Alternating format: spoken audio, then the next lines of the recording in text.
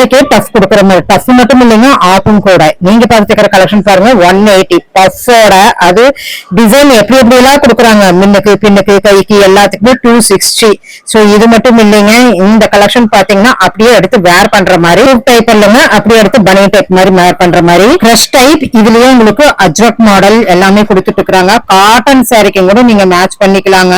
Cotton sorry இப்ப அஜ்ரக் மாடல்ல ரொம்பவே ஃபேமஸா போயிட்டு இருக்குது. சாரியில உள்ள பிளவுஸ் நீங்க தைக்க வேண்டியது இல்ல, 260க்கு எடுத்து அப்படியே வேர் பண்ணிக்கலாம். எனக்கு தெப்புக்குள்ளேயே பாத்தீங்கன்னா 350 ரூபாய் வரும் லைனிங்கோட.